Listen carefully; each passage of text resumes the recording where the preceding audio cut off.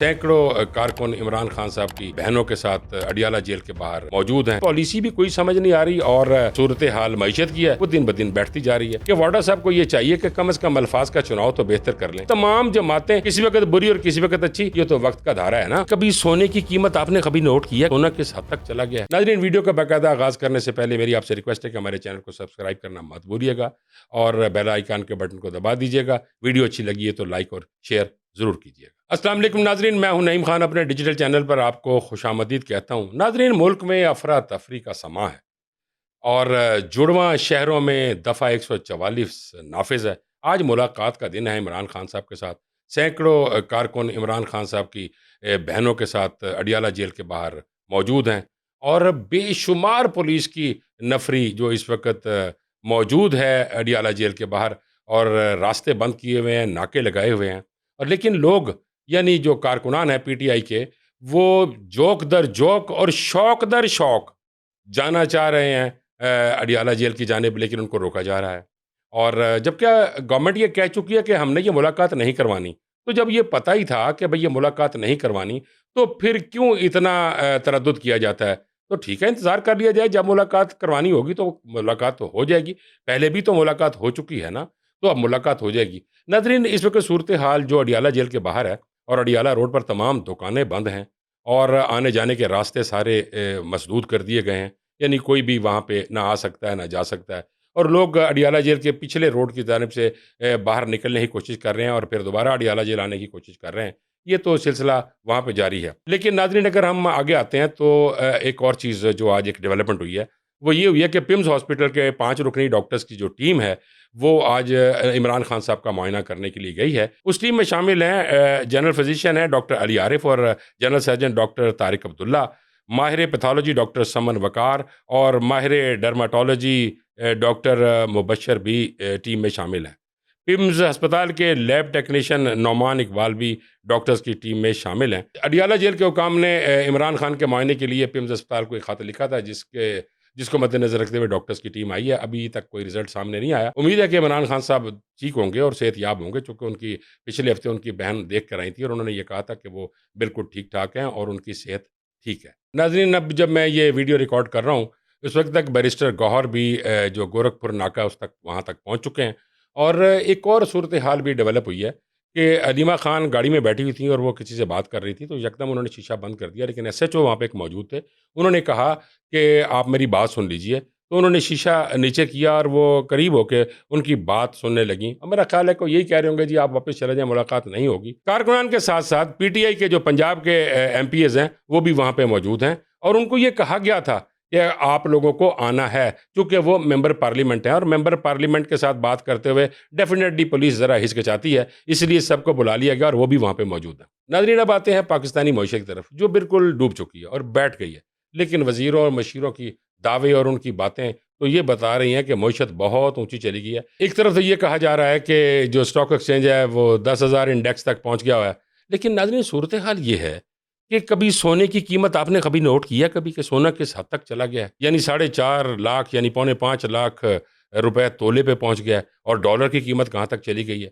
नाज़रीन, अगर हम ये इंडेक्स की बात करते हैं, तो ये पाकिस्तान के जो लोग हैं ना, 45% जो हैं वो गैर तालीम याफ्ता हैं, यानी अनपढ़ लोग हैं। उन्हें क्या पता इंडेक्स क्या होता है या क्या नहीं होता। असूल तो ये है कि आपने तो उनके रोटी और दाल का मसला हल करना, उनके खाने का, उनके घर का, उनके बिजली के बिलों का, उनकी रिहाइशों का, उनके बच्चों की पढ़ाइयों का मसला हल करना है। ना कि आप वो ये बता रहे हैं हम इस इंडेक्स पे चले गए। ठीक है, जो इस इंडेक्स से ताल्लुक़ रखते हैं उन्हें तो पता रहता ही है, और वो जानते हैं कि ये इंडेक्स क्या कहाँ तक चला गया और कैसे ऊपर और जा सकता है और कैसे नीचे जा सकता है। लेकिन जहाँ तक पॉलिसी का और मईशत का मसला है, तो नाज़रीन, पॉलिसी भी कोई समझ नहीं आ रही और जो सूरत हाल मईशत की है वो दिन ब दिन बैठती जा रही है। और दूसरी तरफ टीवी पर बैठ के जनाब वाडा साहब अजीब सी बातें करते हैं। लेकिन मैं ये समझ रहा हूँ कि एक दफ़ा ईवान में उनके ऊपर बड़ी मारथोरी की गई थी, उनको गालियाँ दी गई थी, जिसपे वाडा साहब ने ये कहा था कि जनाब चेयरमैन साहब इनको रोकें, ये डायरेक्ट गालियाँ दे रहे हैं। तो मेरा ख्याल है कि शायद वो उन गालियों का जो उनको गुस्सा था ना, वो आजकल निकाल रहे हैं।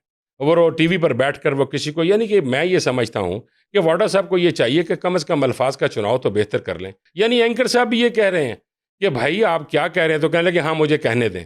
तो मैं वाडा साहब से ये रिक्वेस्ट करूँगा, इस तरह के अल्फाज इस्तेमाल नहीं किए जाते, ये सियासत है। کبھی کسی کے آگے دن، کبھی کسی پہ بہار آ گئی، کبھی کسی پہ خزاں آ گئی.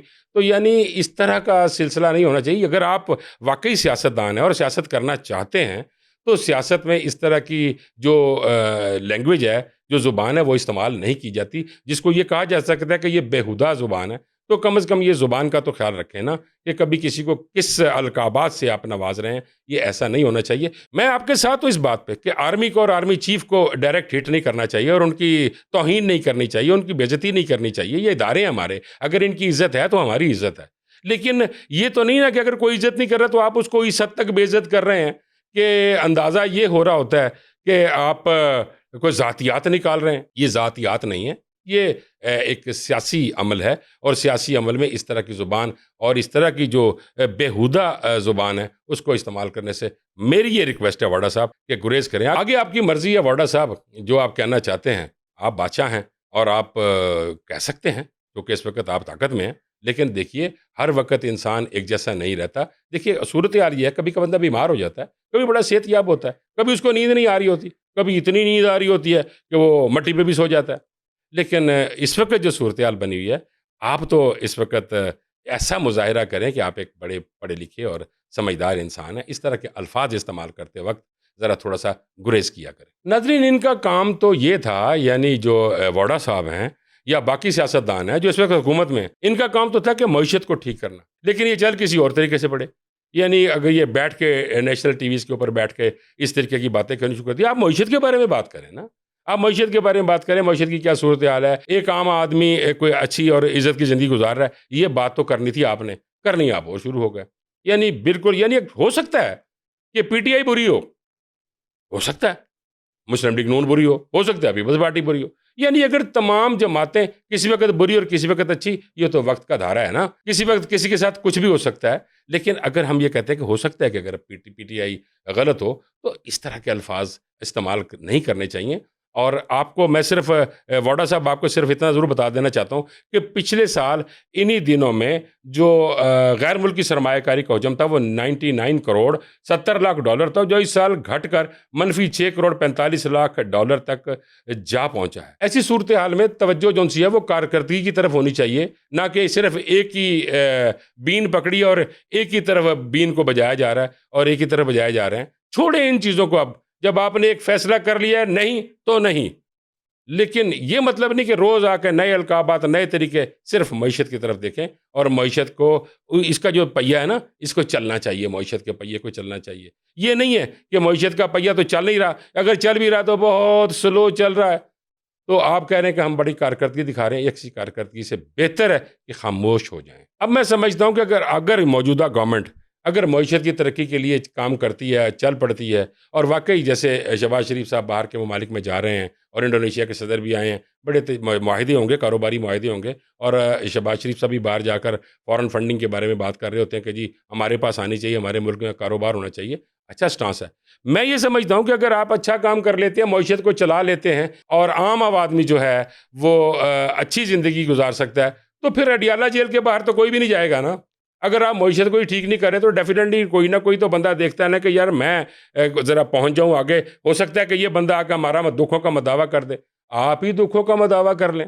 اگر آپ کے پاس دکھوں کا مداوع ہے، معیشت ٹھیک ہو جاتی ہے، عام آدمی تک روزگار پہنچتا ہے، لوگ سکون سے زندگی گزارتے ہیں، کون جائے گا اڈیالہ جیل کے باہر؟ کوئی بھی نہیں جائے گا. تو جب آپ کر ہی کچھ نہیں رہے تو ڈیفینیٹلی دکھوں کا مداوع لینے کے لیے تو کہیں نہ کہیں جانا پڑے گا نا. ناظرین، جو اب تک کی میجر اپڈیٹس تھیں وہ آپ تک پہنچا دی ہیں میں نے، اور کوشش یہ کرتا ہوں کہ جو کچھ ہو رہا ہوتا ہے وہ مینوان آپ کے سامنے رکھ دیا جائے. اب کمنٹس کا انتظار رہتا ہے کہ آپ کیا سمجھتے ہیں اور آپ کیا جانتے ہیں. کمنٹس میں ضرور بتائیے گا. اب تک کے لیے اتنا ہی. مجھے اجازت دیجیے. اللہ نگہبان.